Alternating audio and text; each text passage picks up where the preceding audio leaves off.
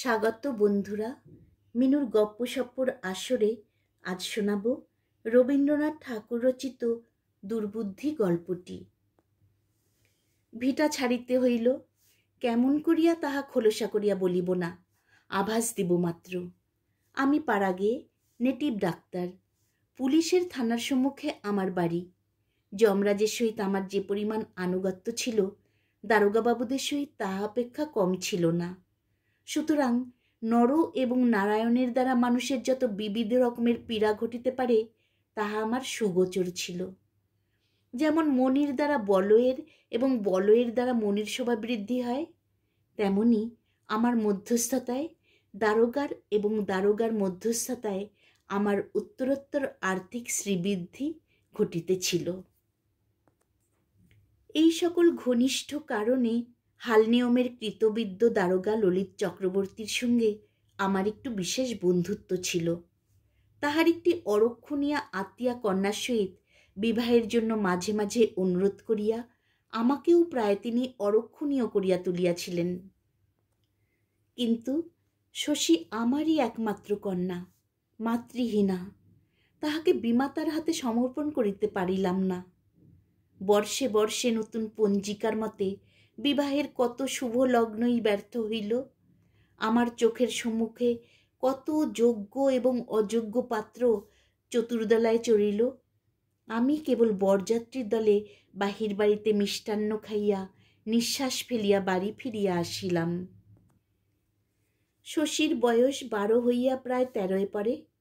কিছু সুবিধামাত্র টাকার জোগাড় করিতে পারিলেই মেয়েটিকে একটি বিশিষ্ট বড় ঘরে বিবাহ দিতে পারিব এমন আশা পাইয়াছি। সেই কর্মটি শেষ করিতে পারিলে অবিলম্বে আরেকটি শুভকর্মের আয়োজনে মনোনিবেশ করিতে পারিব। সেই অত্যাবশ্যক টাকাটার কথা ধ্যান করিতেছিলাম। এমন সময় তুলসীপাড়ার হরিনাথ মজুমদার আসিয়া আমার পায়ে ধরিয়া কাঁদিয়া পড়িল। কথাটা এই, তাহার বিধবা কন্যা রাত্রে হঠাৎ মারা গিয়াছে। শত্রুপক্ষ গর্ভপাতের অপবাদ দিয়া দারোগার কাছে বেনামে পত্র লিখিয়াছে। এক্ষণে পুলিশ তাহার মৃতদেহ লইয়া টানাটানি করিতে উদ্যত। সদ্য কন্যাশোকের উপর এত বড় অপমানের আঘাত তাহার পক্ষে অসহ্য হইয়াছে। আমি ডাক্তারও বটে, দারোগার বন্ধুও বটে। কোনো মতে উদ্ধার করিতে হইবে। লক্ষ্মী যখন ইচ্ছা করেন তখন এমনি করিয়াই কখনো সদর, কখনো খিড়কি দরজা দিয়া অনাহুত আসিয়া উপস্থিত হন। আমি ঘাড় নাড়িয়া বলিলাম, ব্যাপারটা বড় গুরুতর। দুটো একটা কল্পিত উদাহরণ প্রয়োগ করিলাম। কম্পমান বৃদ্ধ হরিনাথ শিশুর মতো কাঁদিতে লাগিল। বিস্তারিত বলা বাহুল্য, কন্যার অন্ত্যেষ্টি সৎকারের সুযোগ করিতে হরিনাথ ফতুর হইয়া গেল। আমার কন্যা শশী করুণ স্বরে আসিয়া জিজ্ঞাসা করিল, বাবা, ওই বুড়ো তোমার পায়ে ধরিয়া কেন অমন করিয়া কাঁদিতেছিল? আমি তাহাকে ধমক দিয়া বলিলাম, যা যা, তোর এত খবরে দরকার কি? এইবার সৎপাত্রে কন্যাদানের পথ সুপ্রশস্ত হইল। বিবাহের দিন স্থির হইয়া গেল। একমাত্র কন্যার বিবাহ। ভোজের আয়োজন প্রচুর করিলাম। বাড়িতে গৃহিণী নাই। প্রতিবেশীরা দয়া করিয়া আমাকে সাহায্য করিতে আসিল। সর্বশান্ত কৃতজ্ঞ হরিনাথ দিন রাত্রি খাটিতে লাগিল। গায়ে হলুদের দিনে রাত 3টার সময় হঠাৎ শশীকে ওলা উঠায় ধরিল। রোগ উত্তরোত্তর কঠিন হইয়া উঠিতে লাগিল। অনেক চেষ্টার পর নিষ্ফল ঔষধের শিশিগুলা ভূতলে ফেলিয়া ছুটিয়া গিয়া হরিনাথের পা জড়াইয়া ধরিলাম। কহিলাম, মাপ করো দাদা, এই পাষণ্ডকে মাপ করো। আমার একমাত্র কন্যা, আমার আর কেহ নাই। হরিনাথ শশব্যস্ত হইয়া কহিল, ডাক্তারবাবু, করেন কি, করেন কি? আপনার কাছে আমি চিরঋণী, আমার পায়ে হাত দিবেন না। আমি কহিলাম, নিরপরাধে আমি তোমার সর্বনাশ করিয়াছি, সেই পাপে আমার কন্যা মরিতেছে। এই বলিয়া সর্বলোকের সমক্ষে আমি চিৎকার করিয়া বলিলাম, ওগো, আমি এই বৃদ্ধের সর্বনাশ করিয়াছি, আমি তাহার দণ্ড লইতেছি। ভগবান আমার শশীকে রক্ষা করুন। বলিয়া হরিনাথের চটি জুতা খুলিয়া লইয়া নিজের মাথায় মারিতে লাগিলাম। বৃদ্ধ ব্যস্ত সমস্ত হইয়া আমার হাত হইতে জুতা কাড়িয়া লইল। পরদিন 10টা বেলায় গায়ে হলুদের হরিদ্রা চিহ্ন লইয়া শশী ইহ সংসার হইতে চিরবিদায় গ্রহণ করিল। তাহার পরদিনেই দারোগাবাবু কহিলেন, ওহে আর কেন, এইবার বিবাহ করিয়া ফেলো, দেখাশোনার তো একজন লোক চাই।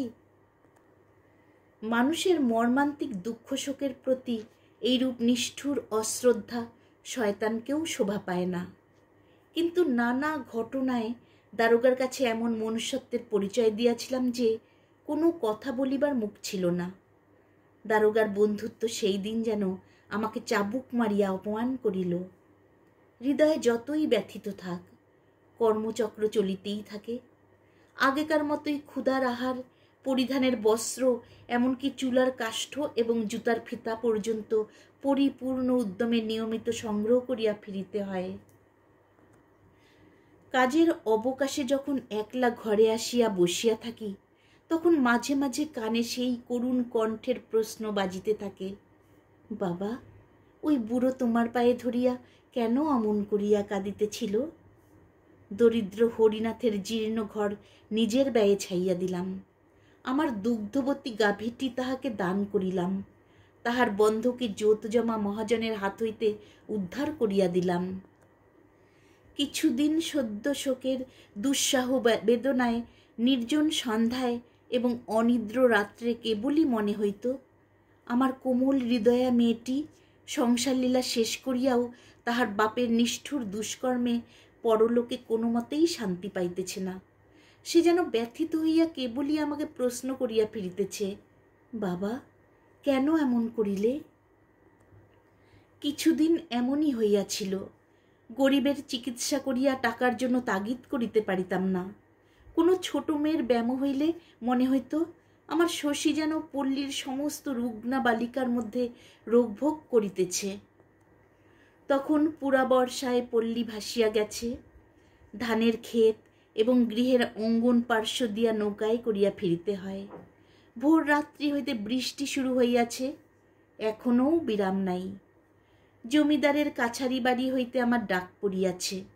বাবুদের পানসির মাঝি সামান্য বিলম্বটুকু সহ্য করিতে না পারিয়া উদ্ধত হইয়া উঠিবার উপক্রম করিতেছে। ইতিপূর্বে এরূপ দুর্যোগে যখন আমাকে বাহির হইতে হইত, তখন একটি লোক ছিল যে আমার পুরাতন ছাতাটি খুলিয়া দেখিত তাহাতে কোথাও ছিদ্র আছে কিনা, এবং একটি ব্যগ্র কণ্ঠ বাদলার হাওয়া ও বৃষ্টির ছাট হইতে সযত্নে আত্মরক্ষা করিবার জন্য আমাকে বারংবার সতর্ক করিয়া দিত। আজ শূন্য নীরব গৃহ হইতে নিজের ছাতা নিজে সন্ধান করিয়া লইয়া বাহির হইবার সময় তাহার সেই স্নেহময় মুখখানি স্মরণ করিয়া একটুখানি বিলম্ব হইতেছিল। তাহার রুদ্ধ শয়নঘরটার দিকে তাকাইয়া ভাবিতেছিলাম, যে লোক পরের দুঃখকে কিছুই মনে করে না, তাহার সুখের জন্য ভগবান ঘরের মধ্যে এত স্নেহের আয়োজন কেন রাখিবেন? এই ভাবিতে ভাবিতে সেই শূন্য ঘরটার দরজার কাছে আসিয়া বুকের মধ্যে হু হু করিতে লাগিল।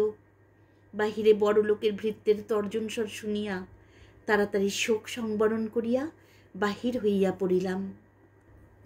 নৌকায় উঠিবার সময় দেখি থানার ঘাটে ডোঙ্গা বাঁধা। একজন চাষা কৌপিন পরিয়া বৃষ্টিতে ভিজিতেছে। আমি জিজ্ঞাসা করিলাম, কিরে? উত্তরে শুনিলাম, গতরাত্রে তাহার কন্যাকে সাপে কাটিয়াছে। থানায় রিপোর্ট করিবার জন্য হতভাগ্য তাহাকে দূর গ্রাম হইতে বাহিয়া আনিয়াছে। দেখিলাম সে তাহার নিজের একমাত্র গাত্র বস্ত্র খুলিয়া মৃতদেহ ঢাকিয়া রাখিয়াছে। জমিদারি কাছারির অসহিষ্ণু মাঝি নৌকা ছাড়িয়া দিল। বেলা 1টার সময় বাড়ি ফিরিয়া আসিয়া দেখি তখনও সেই লোকটা বুকের কাছে হাত পা গুটাইয়া বসিয়া বসিয়া ভিজিতেছে। দারোগাবাবুর দর্শন মেলে নাই। আমি তাহাকে আমার রন্ধনান্নের এক অংশ পাঠাইয়া দিলাম। সে তাহা ছুঁইল না। তাড়াতাড়ি আহার সারিয়া কাছারির রোগীর তাগিদে পুনর্বার বাহির হইলাম। সন্ধ্যার সময় বাড়ি ফিরিয়া দেখি তখনও লোকটা একেবারে অভিভূতের মতো বসিয়া আছে। কথা জিজ্ঞাসা করিলে উত্তর দিতে পারে না, মুখের দিকে তাকাইয়া থাকে। এখন তাহার কাছে এই নদী, ওই গ্রাম, ওই থানা, এই মেঘাচ্ছন্ন আর্দ্র পঙ্কিল পৃথিবীটা স্বপ্নের মতো। বারংবার প্রশ্নের দ্বারা জানিলাম। একবার একজন কনস্টেবল আসিয়া জিজ্ঞাসা করিয়াছিল ট্যাকে কিছু আছে কিনা। সে উত্তর করিয়াছিল সে নিতান্ত গরিব, তাহার কিছু নাই। কনস্টেবল বলিয়া গেছে, থাক বেটা, তবে এখন বসিয়া থাক। এমন দৃশ্য পূর্বেও অনেকবার দেখিয়াছি, কখনো কিছু মনে হয় নাই। আজ কোনো মতেই সহ্য করিতে পারিলাম না। আমার শশীর করুণা গদগদ অব্যক্ত কণ্ঠ সমস্ত বাদলার আকাশ জুড়িয়া বাজিয়া উঠিল। ওই কন্যাহারা বাক্যহীন চাষার অপরিমেয় দুঃখ আমার বুকের পাঁজরগুলাকে যেন ঠেলিয়া উঠিতে লাগিল। দারোগাবাবু বেতের মোড়ায় বসিয়া আরামে গুড়গুড়ি টানিতেছিলেন।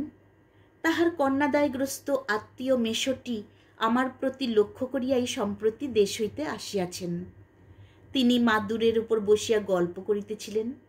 আমি একদমে ঝড়ের বেগে সেখানে উপস্থিত হইলাম।